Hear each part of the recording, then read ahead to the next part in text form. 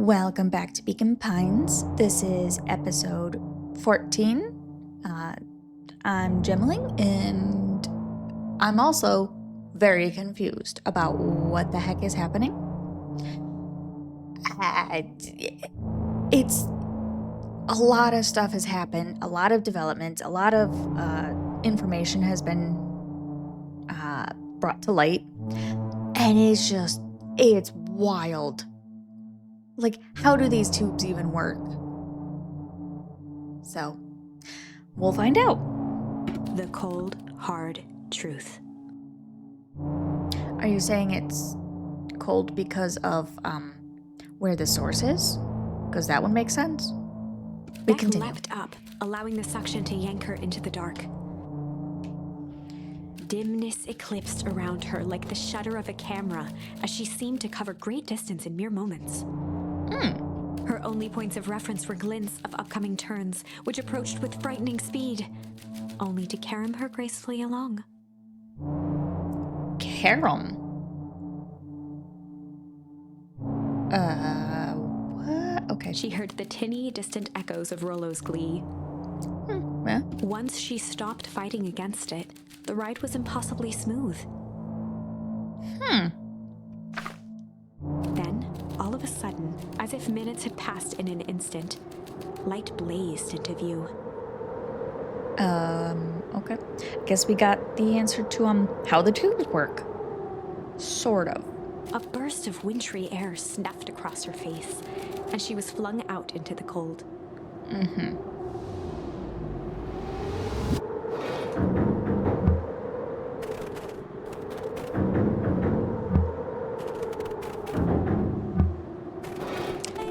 Oh. That was intense? Yeah. I think I might have parted with some fluids. Rollo! Okay. You know what? They're like 12. It's fine. Any idea where we are? Somewhere cold. Doesn't look like it got on any of us. It didn't feel like we traveled that far. So where did it all go? This place sucks. Why would anyone even want to blow something up out here?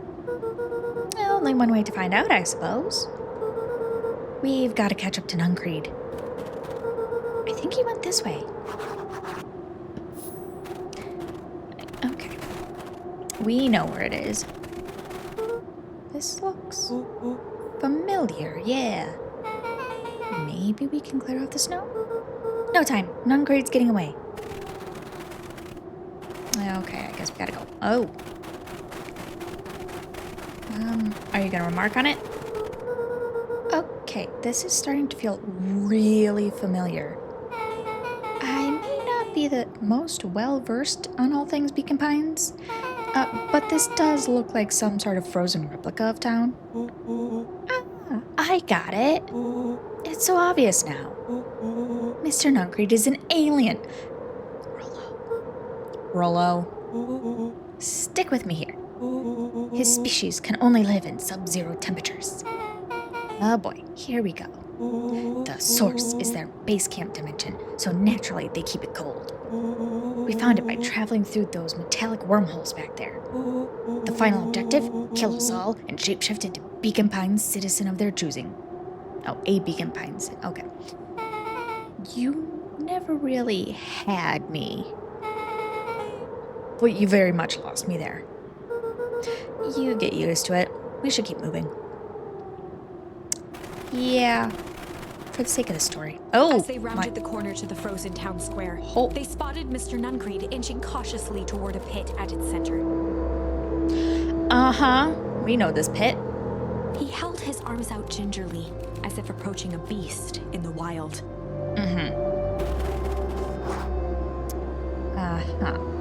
Upon closing the distance, Luca recognized what Nuncreed was after. Gran stood confidently at the edge, one arm outstretched over the abyss. You know, this feels very familiar to the other ending. Except that other ending I don't think was legitimate. Partly due to the fact that, the narrator or, writer? What is she? Is she a narrator or the writer of this? Or is she both? Maybe, storyteller. So, she, said it wasn't the right ending. So maybe if it's not the right ending, it's not quote-unquote canon? But there's a lot of information that happens between then. But maybe because that was the end bit there, it didn't really matter? I don't know. I'm just grasping at straws right now. But okay, we continue. Nearby, a wheelbarrow had been emptied out. She held a lit torch, which flickered in the bitter wind. Yeah, how it doesn't get snuffed out by that wind there, I don't know. Magic. Juniper, I don't know what you think you're doing, but I assure you, this is not going to solve anything. If you drop that, you've doomed this whole town. Oh, it wasn't me who doomed this town. I've been watching you, Joseph. I know what you've done. You and your co-conspirators. Gran? What's happening? Luca, you and your friends need to leave right this moment. Mr. Nuncreed turned back toward the kids, desperation in his eyes. Listen to your grandma, Luca. This is between me and Juniper. Rollo and Beck held steadfast in awe. Oh, boy. Luca approached closer. Mr. Nuncreed spun back toward Gran, his voice growing louder. You've got it all wrong, Juniper. Just hand over that torch. You don't understand what you're doing. How could I possibly trust you to do the right thing? Walt told me everything. He trusted you, and you betrayed that trust. Luca, did you know that this man's entire life is a lie? If it weren't for him, your father might still be alive. Ooh, that's a hard blow. Oh, okay. We'll find out if that's true or not. Mr. Nuncreed winced with anguish. Oh, maybe it is true. His voice hardened. That's not true. They both now yelled, not to each other, but at fate itself. Oh, boy. Making their peace with long-held burdens. Okay. The wind howled with encouragement. Oh. Walt was like a brother to me. We just had different ideas about how to effect change. Very convenient that your way just happened to line your pockets. Now, that's not fair. They menaced at each other, both catching their breath. The moment balanced on a knife's edge. Amid a blur of emotions and memories, Luca's mind flooded with questions.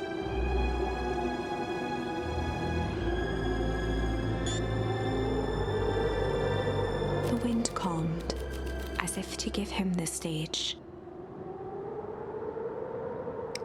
Oh. And in the stillness, he began to... Oh.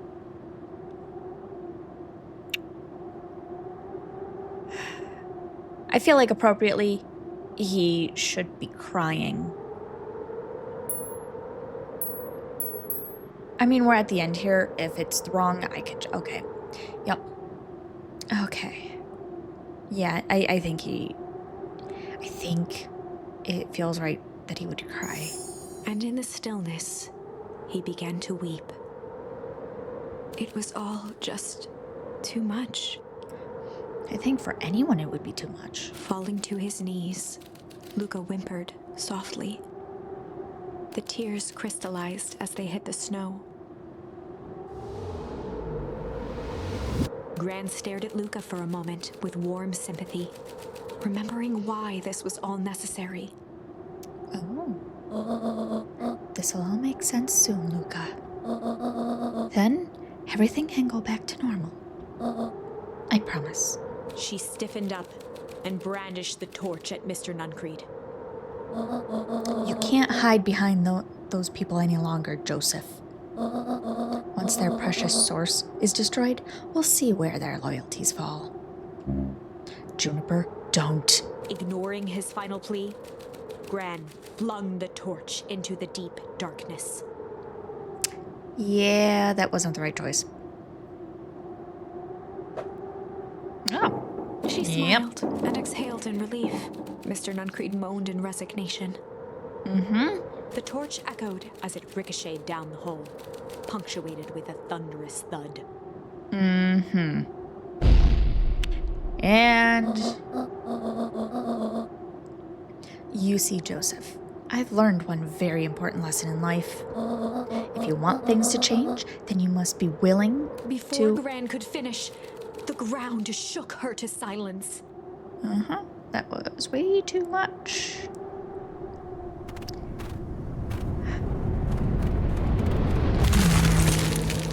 Oh.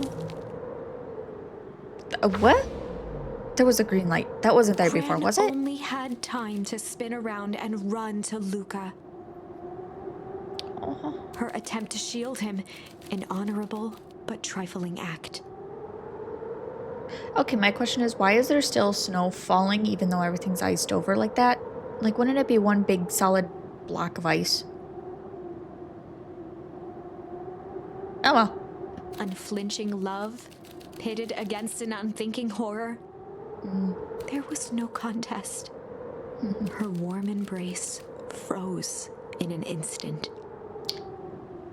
So you're saying that they at least were able to, like, hug? Oh. But also, like, Beck and Rollo.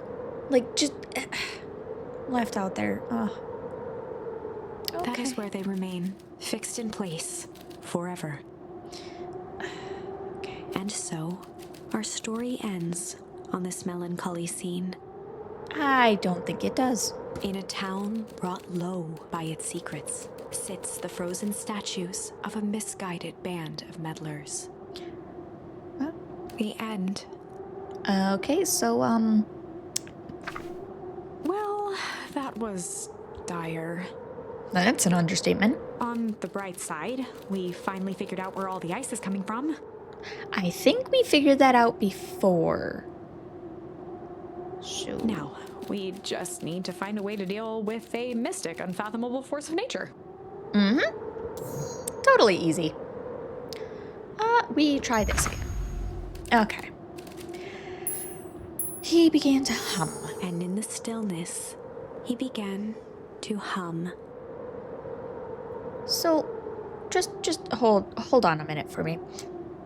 Is it the... It seems like the charms that you think should be applicable kind of lead to, like, a quote-unquote bad ending? Because that's what I'm getting from all this. So... Huh. Okay. After the death of his father, Luca had trouble sleeping. Oh. Yeah, he does have nightmares. Each night, his mother would sit at the foot of his bed and hum a gentle melody. Aww. It was the only thing that could calm his mind. The only thing that, however briefly, could make it all seem okay. That melody pervaded every memory Luca had of his mother. Aww. Shivering in the raw snow, he began to hum it out loud.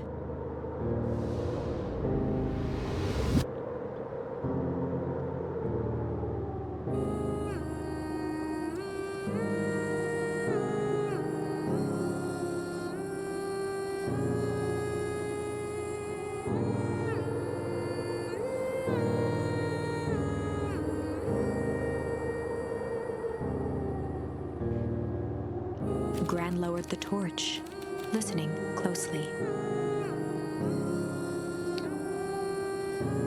I have Holmes.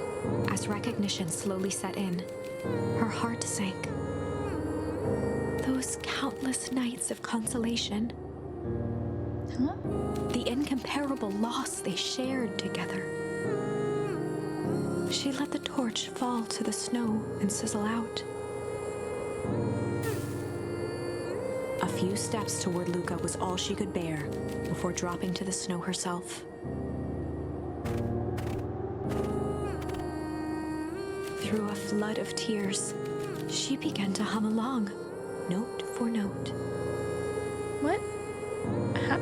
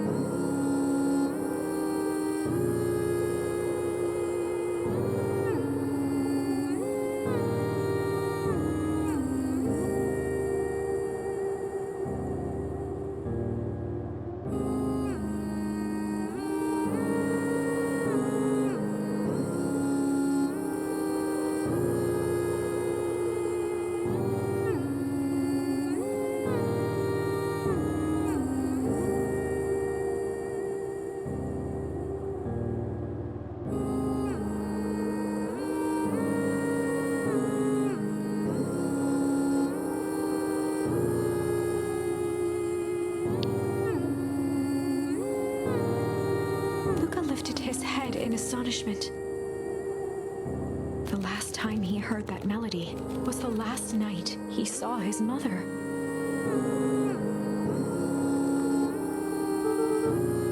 How do you know?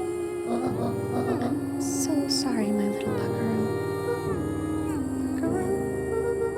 The only people who call me that are my dad and your mother. Wait. Huh? Luca blinked through blurry, watery eyes, trying to see more clearly. He could just make out the impression of a familiar face. He peered across the snowscape at the woman on her knees. Something about her was undeniably his mother. How? Only smaller, older, changed. How? Mom? That's right, buckaroo. Mom? Oh. Luca sprinted as fast as he could toward his mother. I'm still wondering how, though. They held each other close, and the cold retreated from their bodies. Eleanor? I thought you were gone. You should have known I would never abandon my son. Eleanor looked down at Luca, tightening her embrace in an appeal for forgiveness. How? Yeah. I want to know that too. You're a smart man, Joseph. I thought you'd have pieced it together by now. You were exposed. Mom, I don't understand any of this. What happened to you? Where did you go? Why did you leave me? I never left you. I was always right here, Luca. Why did you lie to me? It tore me up, Luca, but I did it to keep you safe. I thought that getting answers would help us both move on. But the more I discovered, the more I realized the danger we were in. Until perennial harvest was stopped, it was better if everyone thought I was gone. You could have trusted me. These are bad people, Luca. They won't stop until they get what they want. And they don't care who gets hurt in the process. Then what do we do? We have to stop them. Joseph slumped into the cold, wet snow. They can't be stopped. This is too big. I tried beating them at their own game. I'm done fighting fire with fire. For the first time in a long time, her voice felt like her own again. No more lies. I see now there's a better way to stop perennial harvest. The cold, hard truth. Luca gazed down at Nuncreed with pity. He looked small. Joseph stared into the snow as if searching it for answers. Come on, everyone. We've got a party to crash.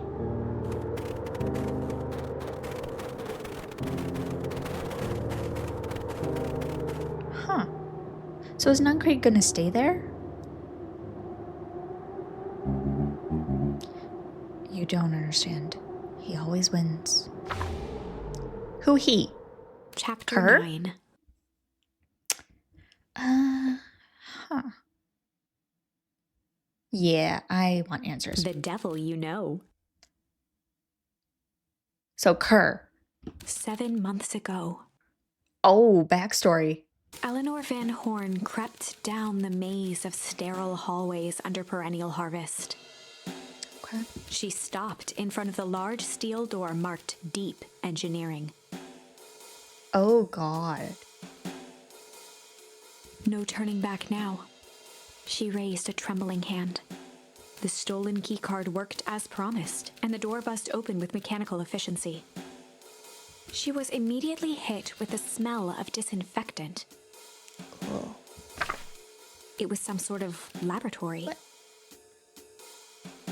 In one corner was a desk covered in papers. Across the room stood a tall metal pod with hoses protruding from its base. So why is the writing on that side and not? Okay. She rushed to the desk and began shifting through the piles of papers. They were experiment reports on something called Tempus liquamen. Oh, that's how you say that. Liquamen, not liquamine. There were dozens of them, every one stamped failed. Oh, boy.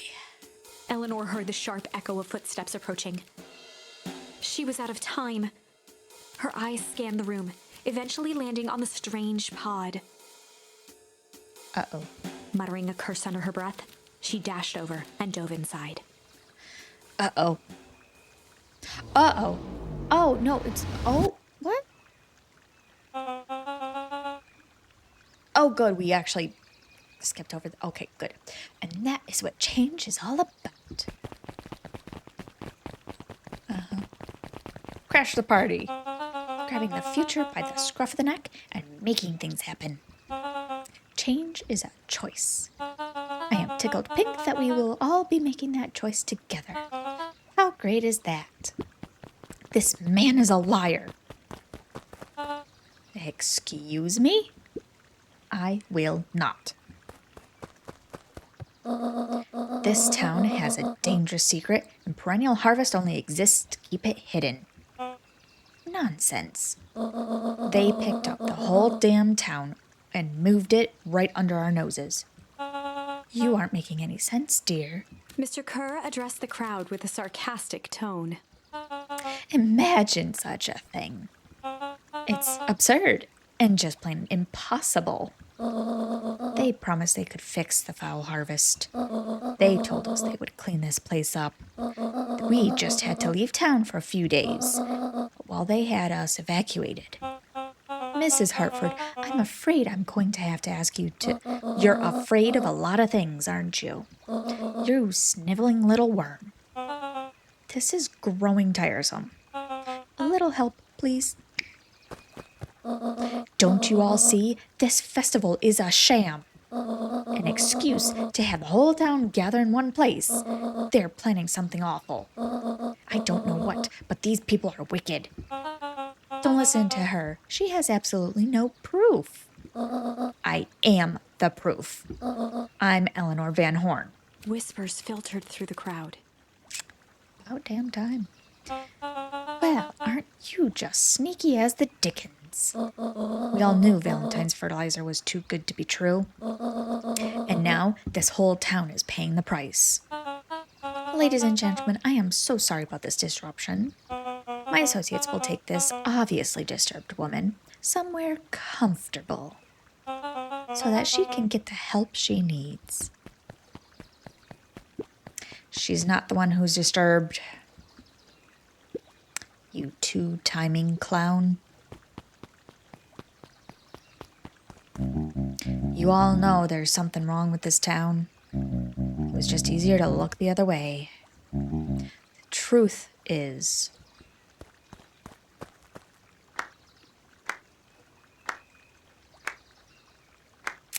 What? That's quite enough, Mr. Nuncreed. Torment dragged on Joseph Nuncreed's face. Okay. Yes, sir. Take them away. No, I want them to see this. The ever-tempestuous Eleanor Van Horn. You've been quite the thorn in my side. Like a weed that's burrowed in where it doesn't belong. I must confess, you look dreadful. He paused for a moment, plucking a piece of fuzz from his sweater and discarding it to the ground. Consider yourself in rare company. You managed to pull one over on me. It won't happen again. I knew you had some sort of plan to disrupt our little party. But alas, I expected something a bit more impressive than incoherent rambling. No matter, your failures are yours to bear. Mr. Kerr? Yes, sir. It's a shame it was cut short, but I thank you for that rousing oratory. I will take it from here. Yes, sir. Of course, sir. You have done quality work for me, William. You can look forward to the recompense we agreed upon. Kerr gave a bow of deference. Founder, you are most gracious. Ew. So that's why he looks like the statue. Gasps rippled through the crowd. Thankfully, we can dispense with the formalities from here on out. Solomon pulled a glass vial from his pocket. Oh? In one smooth motion, he downed its contents. Uh-huh. That A looks green. triumphant smile grew across Solomon's lips. You can all call me Sharper Valentine. His body and face began to contort and expand as he disappeared into a belching green mist. How did he know that was gonna work, though? Yeah, that does not seem comfortable. A hushed horror gripped the crowd. Also, do his clothes also, like, grow with him? Otherwise, oh boy. Apparently they do. This is a story about change. Uh-huh. What? No! Oh, okay. So you didn't see that coming. Good. Sharper examined his new hands. I don't like it. Well, this is quite the improvement. Everything looks so much smaller now. Eleanor was right about one thing. This festival was a ruse. I wanted you all to witness my glorious return with your own eyes. Why does everyone look so downtrodden? This is a celebration, people. Maybe it would help if we set the mood. Mr. Kerr, be a dear and reveal the sign.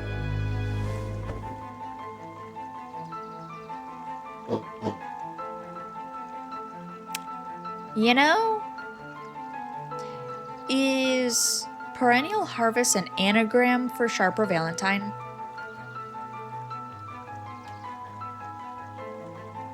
Because that would make sense with, you know, the anagram for the one phone booth tube. Like it's oh, okay. I really don't like him. Ah, wonderful. Sharper choked out a crude squawk of a laugh. Frustrated grumbles sprinkled through the crowd. Okay. Sharper, you malicious bastard.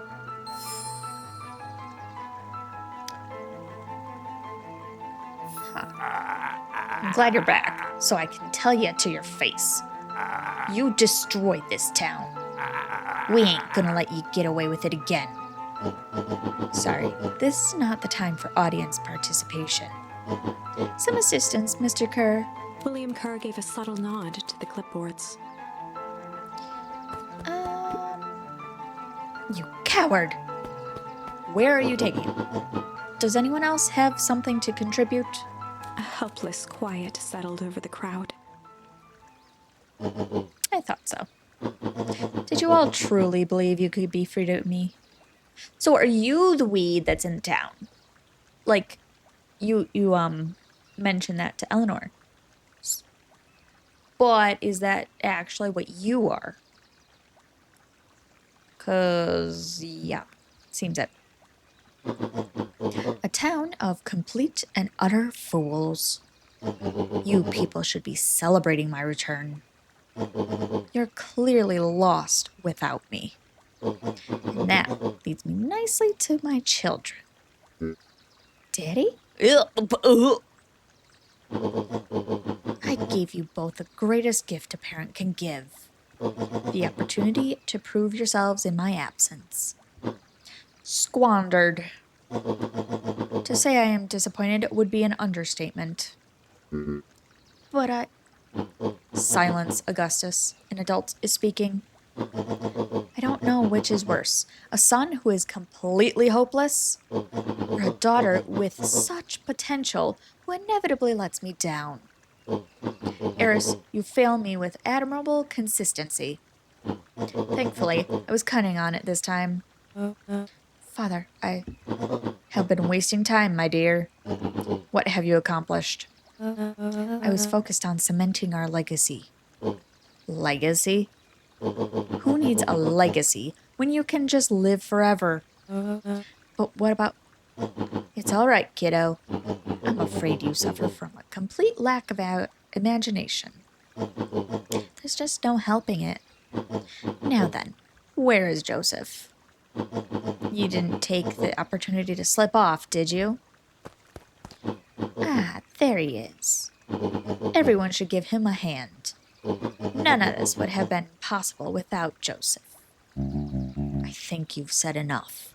Nonsense. The people deserve to know how helpful and loyal you've been. I only did what I did because he left me no choice.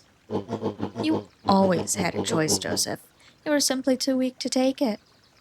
No matter. Cheer up. You are about to be rich beyond your wildest dreams. You should follow Mr. Kerr's example. When I found him, he was in a sorrier state than any of you. An aging actor, desperate to recapture his youth. He played his part, and soon he'll be able to play the leading man again. Forever, in fact, if he remains loyal.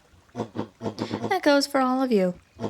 Well, those who haven't already frittered away my goodwill. Beacon Pines is mine again, and I am willing to share its spoils in exchange for absolute loyalty. Ugh, this guy, can someone just knock him down? Surely this is not the right ending. Oh my goodness. Okay. Are you saying William Kerr was never in charge of Perennial Harvest? You think that puffed up blatherskite could have accomplished all of this?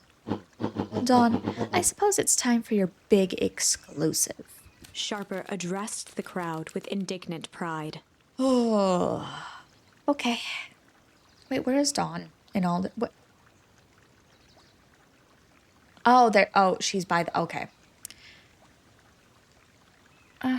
He'd planned this moment for so long that now, at the deed's fruition, it almost felt frivolous. Oh, okay. You see, I needed a figurehead to hold things down while I orchestrated my return. Someone to misdirect, lie, and bilk this town for a spell. So I invented William Kerr. How do you... Is his name not William Kerr? Take your bow. You've earned it. Mr. Kerr flourished a preposterously elaborate bow. Patrick C. Montesquieu, thespian extraordinaire at your service. That is such a pompous name. Just, okay.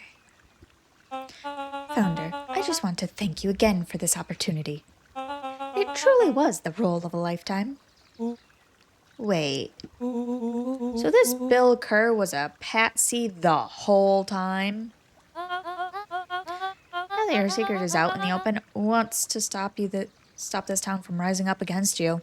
Oh, that's the delicious part. Fear. Thanks to our clipboards, I know what each and every person in this town fears most. And I will make those fears manifest for anyone who steps out of line. Have you gotten all of that, though? Or did everyone just, lie their way through it? Oh boy. The choice is simple. I'm not afraid of you. Ah, the young hero. I've kept a keen eye on you, boy. You and your friends made a habit of disrupting my plans. What a pity. If things would have gone a bit differently, you might have had your moment of triumph. But that's fate for you. You can't do this. Oh, but I can. I have won. Never underestimate what a great man can do given time. Wait. That's the same saying on the statue, isn't it? Ugh. Call back. Great. And now, time is my plaything. Perhaps the most expensive thing I've ever bought. But well worth it. Huh. Sharper coughed up one final laugh and cracked his knuckles. Enough chit-chat. Let's get to work, shall we? Okay. And so, Sharper set about remaking the town in his own image. Ugh. Okay. So, surely this is not the right ending. But it sheds a whole lot of light. Oh my god. The fertilizer factory soon reopened for business.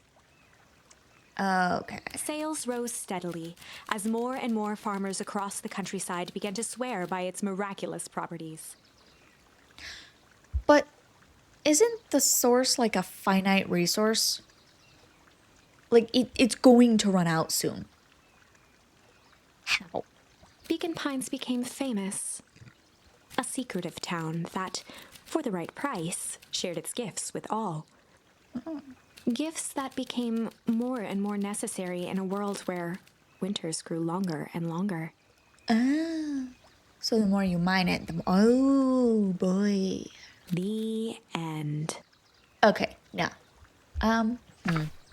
This is wrong, but things are becoming clearer now. Yeah, it's, definitely a lot of light has been shed on a lot of things. But I think this was the last branch on the one side. So does that mean... Well, You can feel it, right? yeah. So does that mean the one side where Rollo was taken has the right ending? Oh boy. We can't let Sharper win. He might just be the key to this whole thing. Right. We can't let him win. Right. But also, how can we do Let's something see. different? Yeah. Huh. Okay. So there's a lot going on here.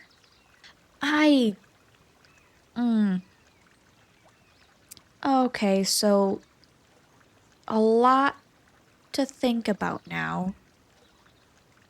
But a lot of information was just dumped on us. So I think I'm going to end it there.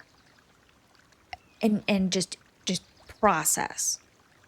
I think the biggest twist especially was that Gran is actually Luca's mom. Oh boy. Okay. Well, In that case, I'll see you next time.